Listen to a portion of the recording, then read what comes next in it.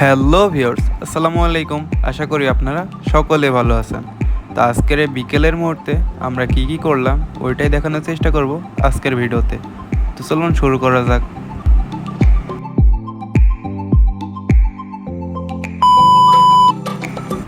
তো আজকে আমাদের কাছে আছে 700 টাকা, আর এই 700 টাকা নিয়ে আমরা চলে গেলাম আলমডাঙ্গা শহরে। তো চলুন সাথে থাকুন, দেখুন এই 700 টাকা দিয়ে আমরা কি কি করি। তো ভিডিওটা ভালো লাগলে অবশ্যই একটা লাইক, কমেন্ট ও সাবস্ক্রাইব করে আমাদের পাশেই থাকবেন।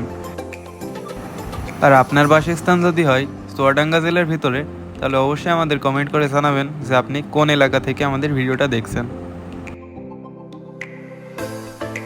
তো ভিডিওর শুরুতে আপনি যেমন দেখেছেন, প্রথমে আমরা একটা মুরগি নেওয়ার উদ্দেশ্যে চলে আসি আলমডাঙ্গার মাছ বাজারে। তো এখানে এসে আমরা একটা দোকানে আসি। দোকানে এসে দেখতে পাই কিছু সোনালী মুরগির পাশাপাশি ব্রয়লার মুরগিও আছে।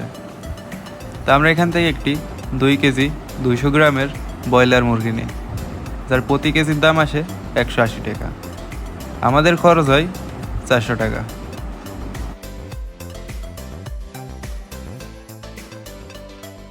তো এই দোকান থেকে কিন্তু আমাদের মুরগিটা পরিষ্কার করে দেয় এবং আমাদের মুরগিটা নেওয়া কিন্তু শেষ হয়। তো মুরগিটা নেওয়ার পরে মুরগির সাথে আরও জিনিস সামগ্রী নিতে আমি চলে যাই আমার এক বন্ধুর মুদিখানার দোকানে।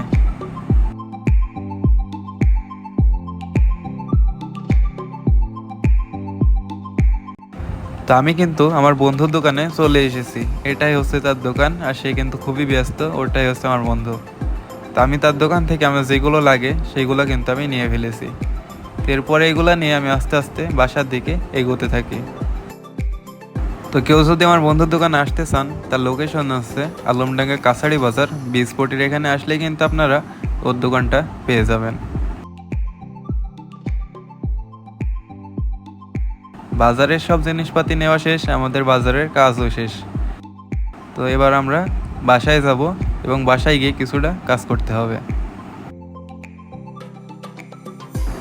আর এটাই হচ্ছে আলমডাঙ্গা লাল ব্রিজ। আপনি কি এখানে কখনো এসেছেন? অবশ্যই কমেন্ট করে জানাবেন। তো এরপরে দেখা হচ্ছে বাসায় গিয়ে।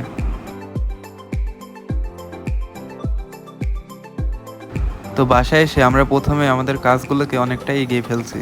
প্রয়োজন মতো মুরগিটাকে আমরা সাইজ করে নিয়েছি। তো এসব কাজগুলোর পরে আমাদের শেষ কথা হচ্ছে পরিবারের সবাই মিলে বেশ মজার সাথে বিরিয়ানি খাইতে হবে।